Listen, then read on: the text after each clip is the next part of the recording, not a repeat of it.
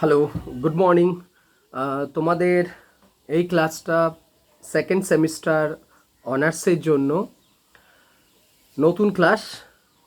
আজকের বিষয় মৌর্য সাম্রাজ্যের পতনের বিভিন্ন যে কারণ ছিল সেই কারণগুলি আমি আজকে আলোচনা করব। প্রশ্নটা হচ্ছে মৌর্য সাম্রাজ্যের পতনের জন্য কি কি কারণ দায়ী ছিল। What are the causes for the decline of Mauryan empire. আমরা বেশ কয়েকটা ক্লাস ধরে মৌর্য সাম্রাজ্য বলছি এবং অদ্ভুতভাবে একটা এত বড় সাম্রাজ্য, তার শেষ যে বড় সম্রাট সম্রাট অশোক 232 খ্রিস্টপূর্বাব্দে তিনি মারা যাচ্ছেন এবং তার ঠিক 50 বছর পর এটা এত বড় সাম্রাজ্য, সর্বভারতীয় সাম্রাজ্য, 187 খ্রিস্টপূর্বাব্দে আনুমানিক, 85 কেউ বলেন, 187 বলেন, যে এই সাম্রাজ্যের পতন ঘটছে, এটা একটা অবিশ্বাস্য ব্যাপার। मतलब इतना बड़ा साम्राज्य, अशोक के टाइम में सब कुछ सही था, उसकी मौत हो जाने के बाद 50 वर्ष में ऐसा क्या हुआ जो इस साम्राज्य को पतन के कगार पे चला गया। इस मतलब सिस्टम कैसे टूटा, क्या हुआ था, इसके बारे में आज डिस्कस करना है। 187 খ্রিস্টপূর্বাব্দের লাস্ট যিনি মুঘল মানে মৌর্য রাজা ছিলেন তার নাম হচ্ছে বৃহদ্রথ। তার মন্ত্রী পুষ্যমিত্র শুঙ্গ বা সেনাপতি বলা হয় বৃহদ্রথকে হত্যা করেছেন এবং মৌর্য সাম্রাজ্যের পতন ঘটেছে। তাহলে এত বড় ভারতবর্ষের একটি সাম্রাজ্য কি একটা কারণে পতন ঘটেছিল, মেরে দিলেন আর চেঞ্জ হয়ে গেল, সিংহাসন চেঞ্জ এবং শুঙ্গ বংশের প্রতিষ্ঠা হয়েছিল মৌর্য সাম্রাজ্য। এটা কিন্তু একদিনে হয়নি। এর ঐতিহাসিকেরা এর নানান কারণ তারা খুঁজে বার করেছেন, সেগুলো একটা একটা করে আমরা একটু দেখি কি কারণ ছিল। ফার্স্ট যেটা কারণ বলা হচ্ছে যে ব্রাহ্মণ সম্প্রদায়ের বিদ্রোহ, অর্থাৎ ব্রাহ্মণদের বিদ্রোহ। मतलब ब्राह्मण्स का मौर्य राष्ट्र के अगेंस्ट में विद्रोह घोषणा करना मौर्य राष्ट्र के लिए पतन का पहला कारण बना था। কি করে ব্রাহ্মণদের বিদ্রোহ মৌর্য সাম্রাজ্য পতনের কারণ ছিল একটু দেখে নিই। বিখ্যাত বাঙালি পণ্ডিত মহামহোপাধ্যায় হরপ্রসাদ শাস্ত্রী তিনি মৌর্য সাম্রাজ্যের পতনের জন্য মৌর্য রাষ্ট্রের ব্রাহ্মণদের প্রতি যে অবিচার, ব্রাহ্মণদের প্রতি হিংসা, এই ব্রাহ্মণদের প্রতি তাদের এই যে ব্যবহার, তার জন্য নাকি মৌর্য সাম্রাজ্যের পতন হয়েছিল, এটা তিনি মন্তব্য করতে চেয়েছেন। এর পক্ষে অবশ্য হরপ্রসাদ শাস্ত্রী তিনি কিছু যুক্তি দেখাচ্ছেন। সেটা হচ্ছে আমরা মোটামুটি গত ক্লাসেতেই দেখলাম যে অশোক যুদ্ধনীতি ত্যাগ করে দিয়ে তিনি ধর্মনীতি অনুসরণ করেছিলেন এবং ব্যক্তিগতভাবে বৌদ্ধ ধর্মকে তিনি অনুসরণ করতে শুরু করেছিলেন। তার মানে গোটা মৌর্য সাম্রাজ্যে তখন কিন্তু বৌদ্ধ ধর্মের রমরমা। मतलब ज़्यादातर हिस्सों में बुद्धिस्ट रिलीजियन के फॉलोअर्स मौर्यन डायनेस्टी में था, राजा भी थे। हरप्रसाद शास्त्री का मानना है कि ये ब्राह्मण्स के अगेंस्ट में चले गए थे मौर्यन स्टेट, इसकी वजह से इसका पतन हुआ। এর যুক্তিতে হরপ্রসাদ শাস্ত্রী বলছেন যে অশোক নাকি শূদ্র ছিলেন, প্রথম যুক্তি, এবং তিনি পশুবলি বন্ধ করে দিলে ব্রাহ্মণদের যাগযজ্ঞে বাধাপ্রাপ্ত হয়। मगर ये मतलब यज्ञ को बंद कर दिए थे अशोक ने, इसके लिए वहाँ पर जो बलि होता था वो भी बंद हो गया, इसलिए ब्राह्मण्स लोग वो अच्छे ढंग से नहीं लिए ये बात। আচ্ছা, তোমাদের বলে দিই যে যজ্ঞ যখন অনুষ্ঠান হতো, বিশেষ করে ধরো অশ্বমেধ যজ্ঞ বা নানা ধরনের বিভিন্ন পশুকে হত্যা করা হতো, এবং আমাদের প্রাচীন ভারতের বিভিন্ন শাস্ত্রে কিন্তু উল্লেখ আছে যে তারা ব্রাহ্মণরা মাংস খাচ্ছেন এবং মাংস খাওয়ার যে রেফারেন্স বলা হয়েছে বিভিন্ন যজ্ঞানুষ্ঠানের পর, তো সেটা কিন্তু আছে। এবং এখানে হরপ্রসাদ শাস্ত্রী এটাই তুলে ধরছেন যে পশু বলি, আমরা জানি যে দেবতাকে সন্তুষ্ট করার জন্য বিভিন্ন পশু বলি করা হয়ে থাকে। তো এই ব্যাপারটা হরপ্রসাদ শাস্ত্রী বলছেন যে মৌর্য সাম্রাজ্যে ব্রাহ্মণদের অপমান করা হয়েছিল।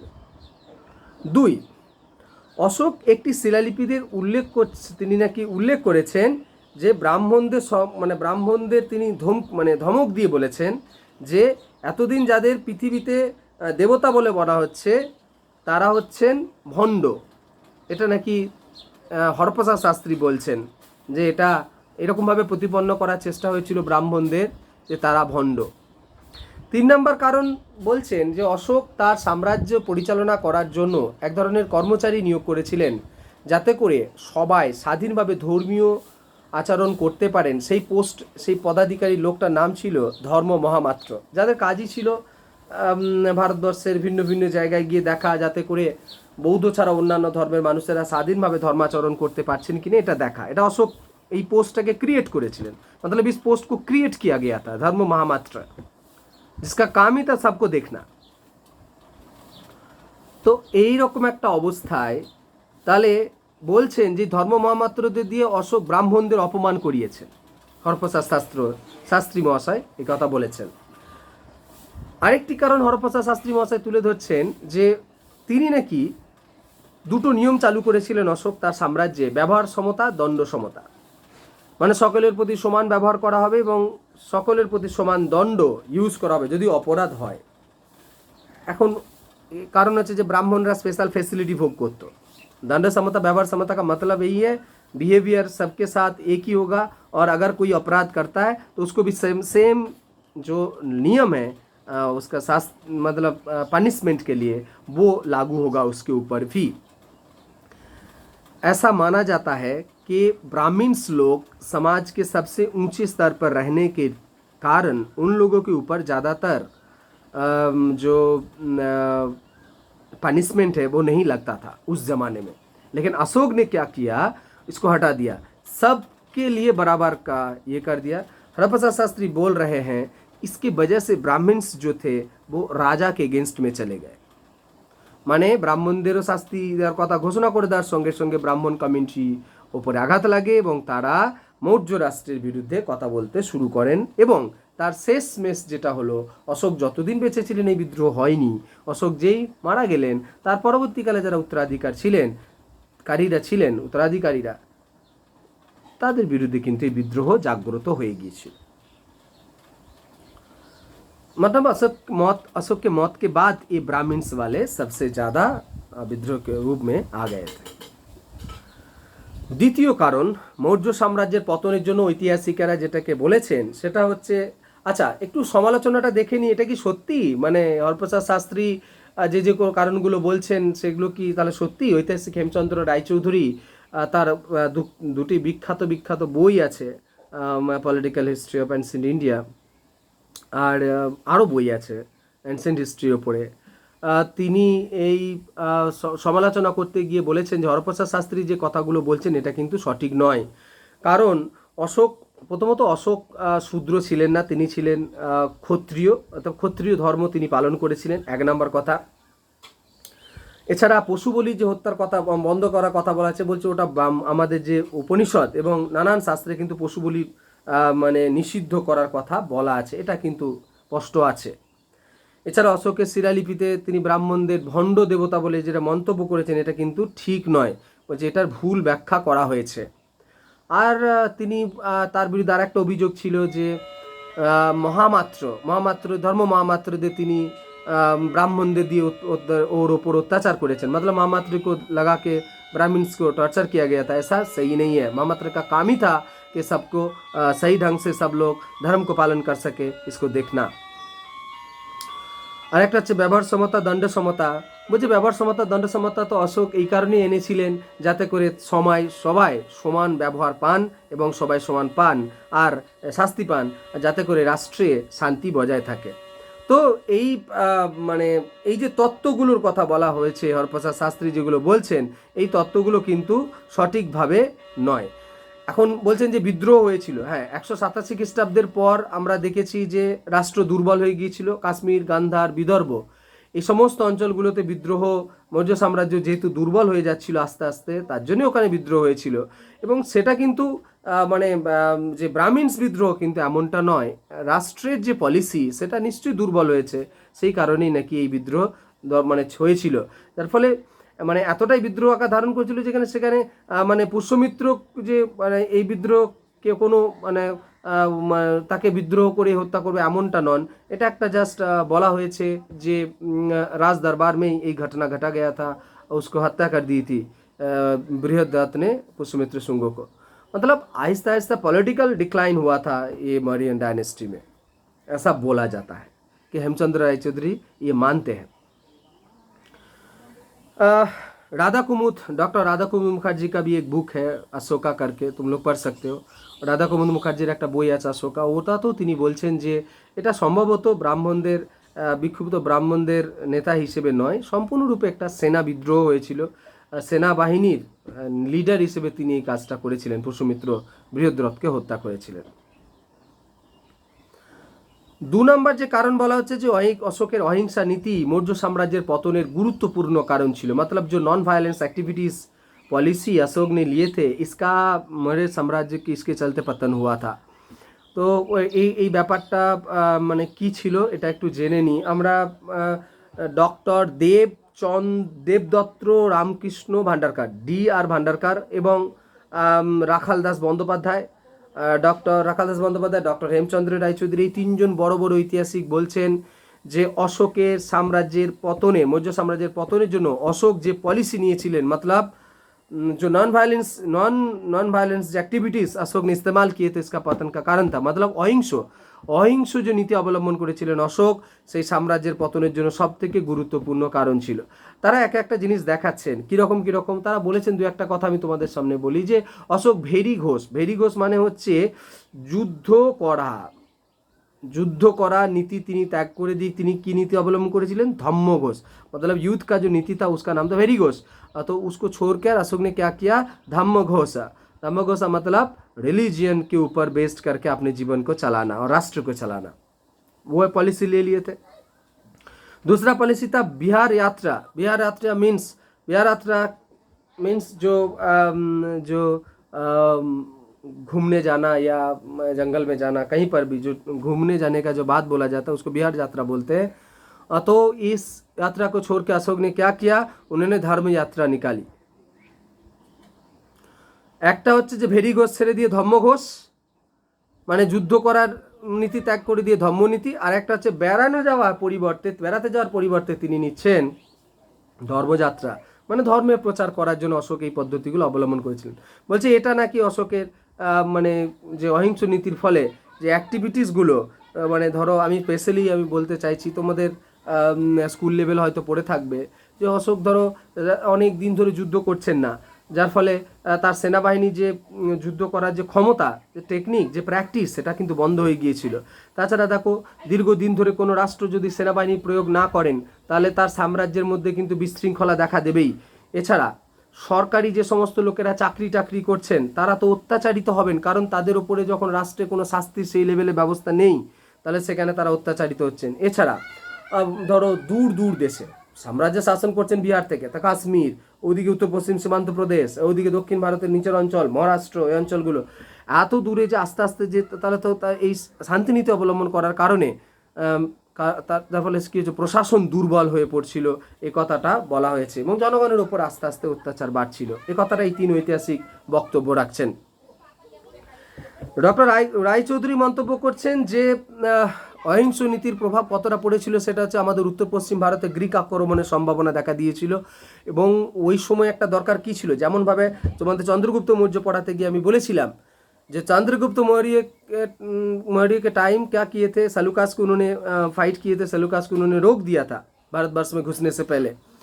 तो অশোকের সময়কালে, অশোকের শেষের দিকে এই সময়তে বিদ্রোহ কিন্তু গ্রিকরা ঢুকতে শুরু করেছেন এবং অশোক মারা যাওয়ার সঙ্গে সঙ্গে বিদ্রোহীরা আরও মানে চরম আকার ধারণ করেছিল এবং আস্তে আস্তে ভিন্ন ভিন্ন অঞ্চলকে তেমন তারা দখল করে নিচ্ছিলেন এবং ইতিমধ্যে কলিঙ্গ রাজ্যতেও একটা স্বাধীন ভাবনা চিন্তা ভাবনা কিন্তু শুরু হয়ে গিয়েছিল, যার ফলে একটা मगध साम्राज्य एक सामरिक बलियान सामरिक शक्ति मतलब मिलिट्री जो स्टेट जो स्टेट हम लोगों ने चंद्रगुप्त मौर्य के टाइम में देखा और अशोक के पहले फेज में भी हम लोगों ने देखा, वो नहीं रहा था। इसके चलते जो अपना स्टेट का अंदर जो डिवीज़न है वो बढ़ता गया। दक्षिण भारतेर विख्यात ऐतिहासिक नीलकंठ शास्त्री महाशय बोलছেন এবং নীলকণ্ঠ শাস্ত্রী এবং রমিলা থাপার বলছেন যে এই যে যুক্তিগুলো দেওয়া হয়েছে অশোকের অহিংস নীতির ফলে সাম্রাজ্যে নাকি পতন হয়েছিল, এগুলো কিন্তু ঠিক না। কেন ঠিক না? তিনি বলছেন যে অশোক কিন্তু ব্যক্তিগতভাবে কোনো দিনই প্রশাসনের দুর্বল করতে দেননি।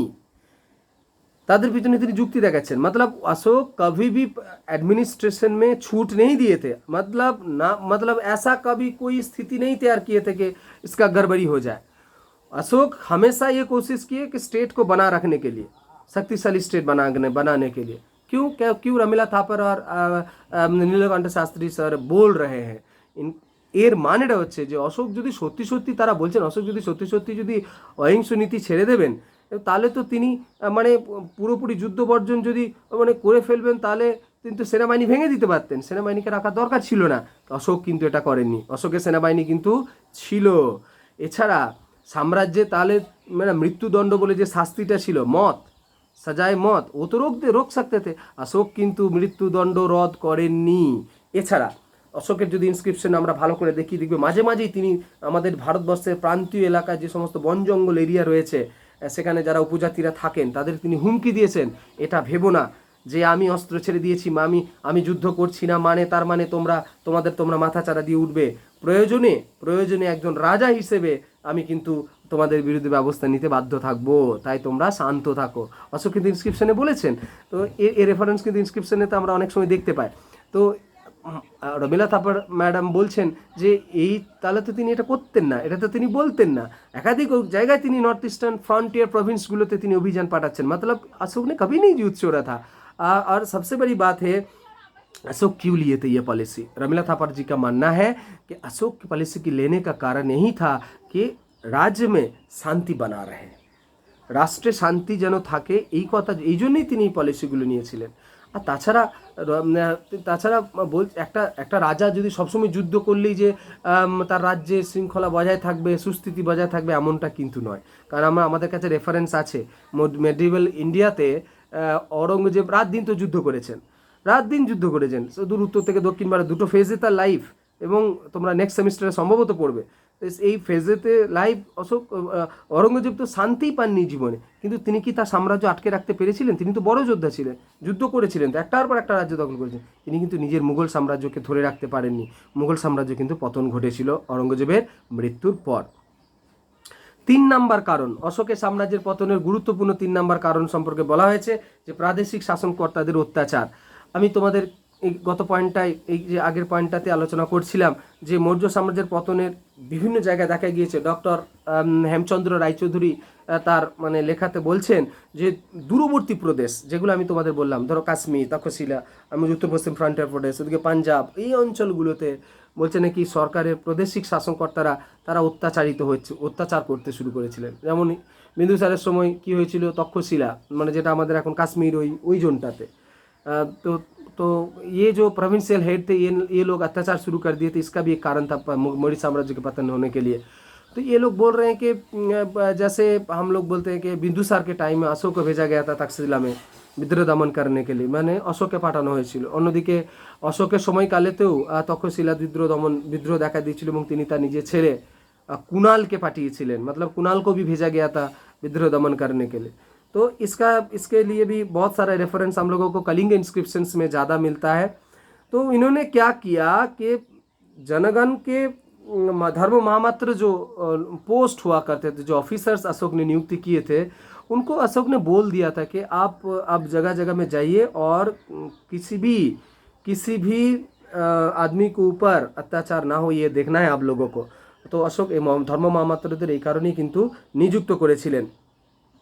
তাই একথা মানে রমিলা থাপারও মন্তব্য করছেন যে শুধুমাত্র কলিঙ্গ লিপিতে মানে উল্লেখ করেছেন যে তাদের মানে শান্তি বা অন্যান্য ধর্ম সম্পর্কে এ করা হোক, অন্যত্র কিন্তু তিনি কিন্তু এটা করেননি। তাই এই কথা সত্যি কথা যে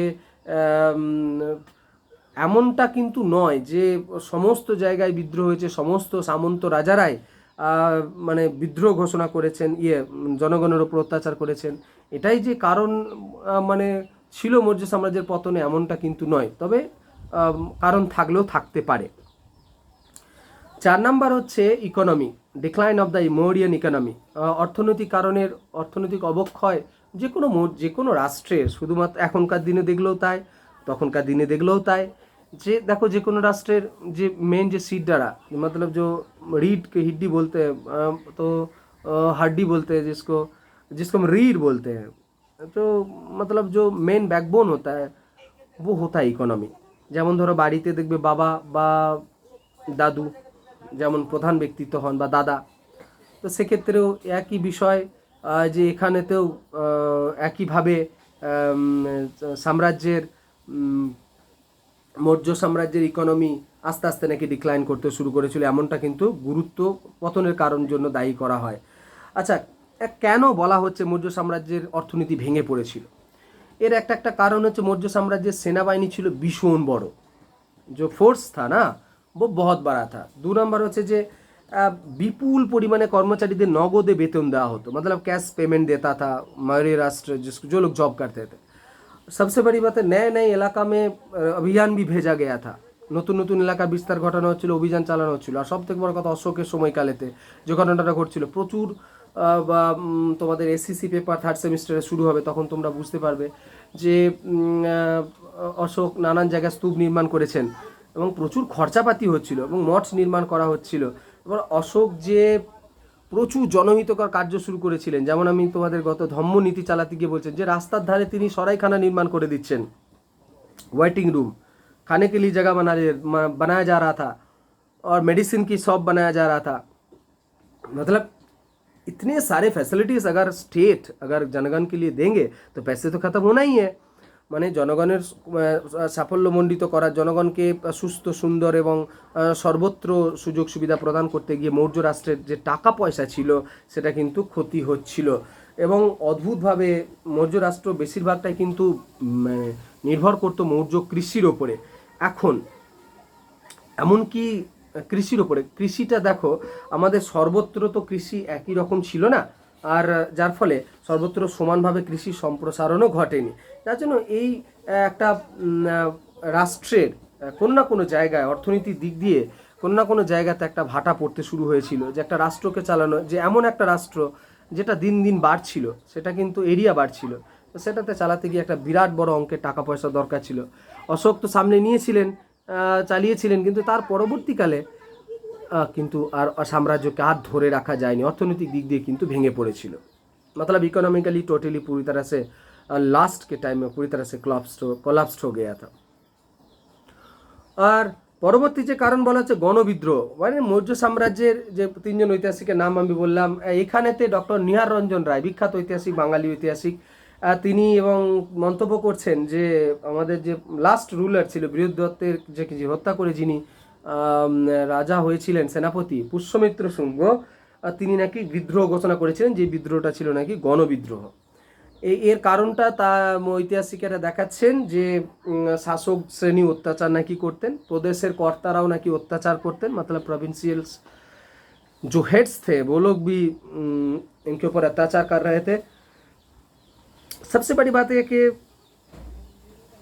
इस दौरान अशोक की बहुत सारी पॉलिसी ब्राह्मण्स के एगेंस्ट चले गए थे। तो ये समस्त কিছুর জন্য নাকি মৌর্য রাষ্ট্রে জনগণ নাকি ভেতরে ভেতরে অসন্তুষ্ট হয়ে পড়েছিল। আর একটা অসন্তুষ্ট হলে রাষ্ট্রের বিরুদ্ধে তো বিদ্রোহ তো করবেই।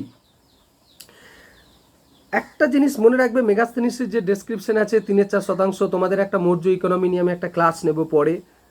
তো মৌর্য অর্থনীতি কিভাবে বিস্তার ঘটেছিল সেটা নিয়ে তোমাদের একটা ক্লাস আমি করব। তো সেখানে জানতে পারে মেগাস্থেনিস বলছেন যে কৃষকদের যে উৎপন্ন শস্যের 1/4 ট্যাক্স হিসেবে আদায় করা হতো, এবং এটা কিন্তু উচ্চ হারে পাটলিপুত্র তার সন্নিহিত অঞ্চলে কিন্তু সীমাবদ্ধ ছিল। অর্থাৎ কৃষকদের ওপরে যে চাপটা কিন্তু একের চার অংশ যে কথা বলেছেন নিহার রঞ্জন রায়, তিনি বলেছিলেন যে কৃষকদের ওপরে অত্যাচার চালানো হচ্ছিল, সব জায়গায় ফসল না হলেও তাদেরকে জোর করে ট্যাক্স আদায় করা হচ্ছিল। তো শেষের দিকে মেগাস্থানিস কিন্তু এই কথা কিন্তু বলেননি। একের চার অংশ ট্যাক্সটা কেবলমাত্র পাटलिपुत्र আদায় করা হচ্ছিল, मतलब पाटलिपुत्र के जोन में ही ये लिया जा रहा था, बाकी पूरे देश में नहीं था।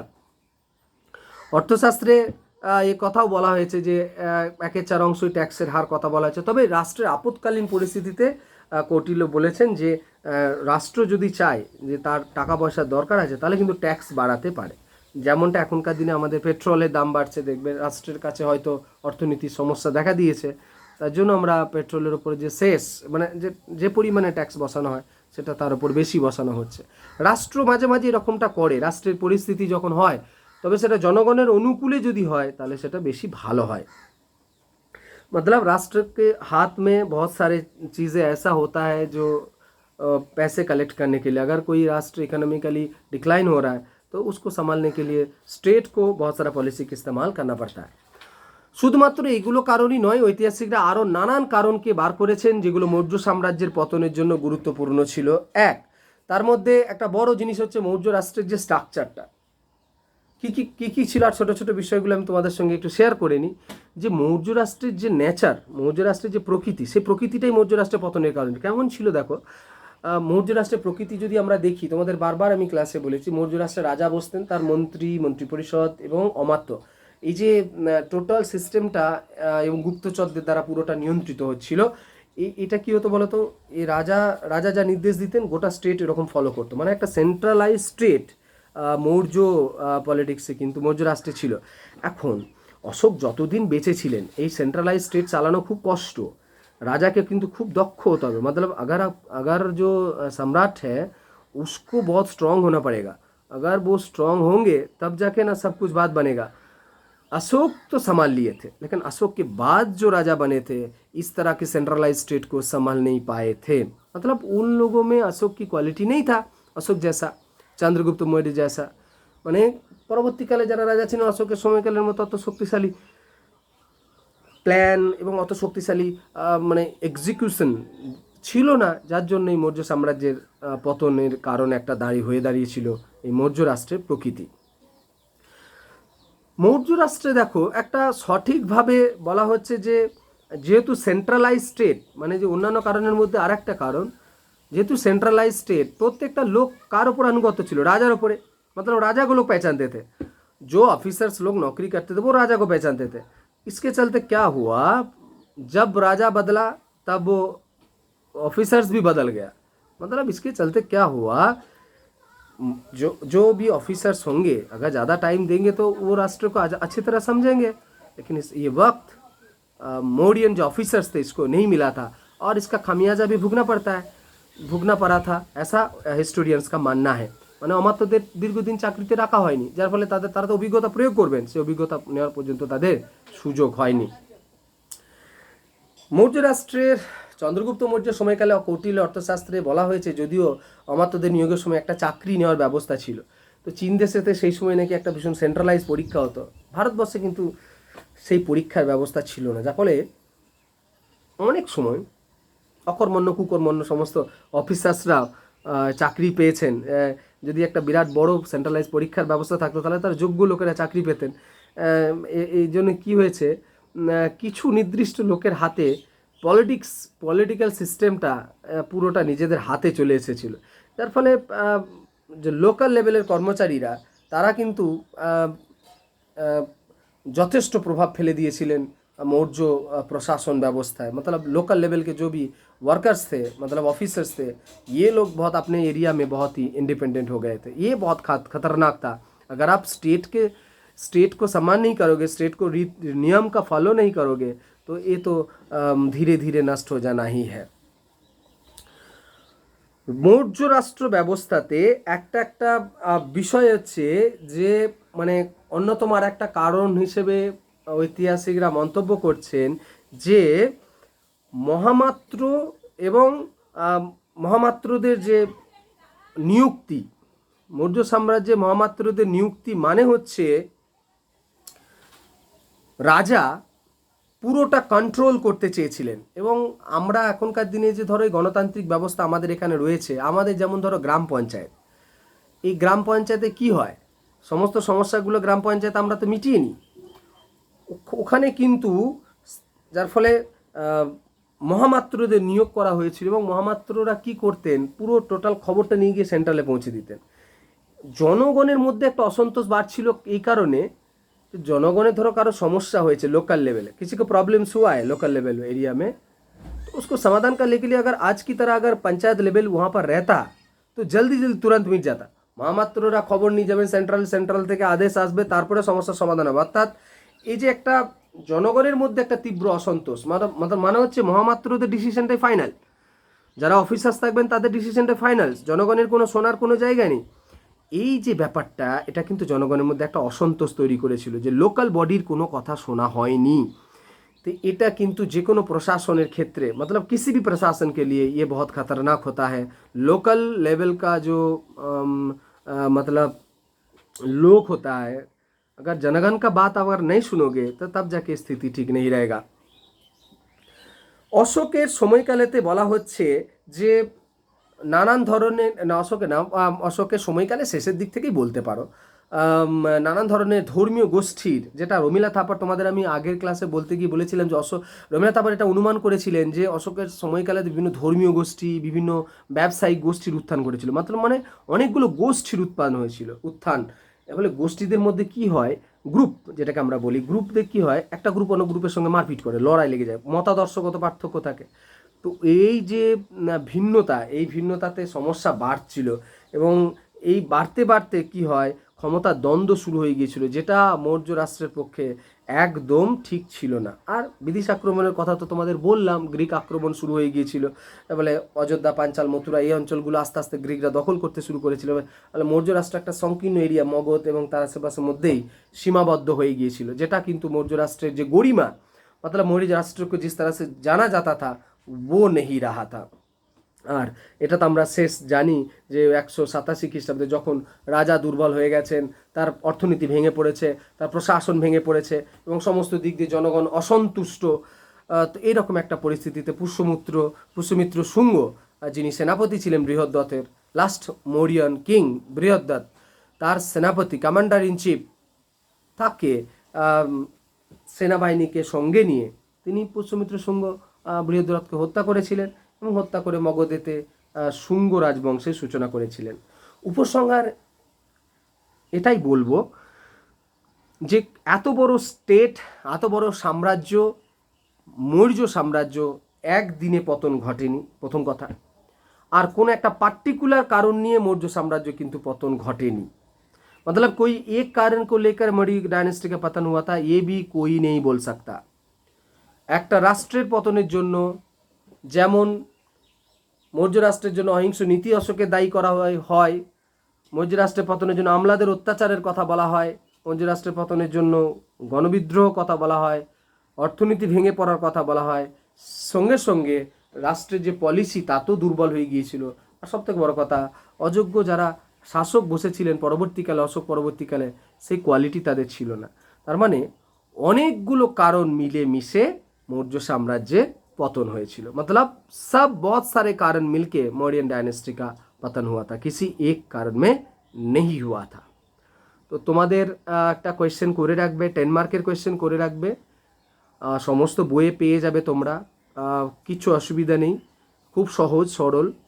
তো মানে মৌর্য কোয়েশ্চেনটা আরেকবার বলে নিই তোমাদের, মৌর্য সাম্রাজ্যের পতনের মূল কারণগুলি কী ছিল। और इंग्लिश से यदि बोली, what were the causes for the decline of Mauryan dynasty, 10 mark का क्वेश्चन है, तो ये तुम लोगों को करना है। আজকের ক্লাস এখানেই শেষ করলাম। নেক্সট ডে আমরা নতুন একটা টপিক নিয়ে আমি তোমাদের সামনে আসবো। ততক্ষণ পর্যন্ত থ্যাংক ইউ।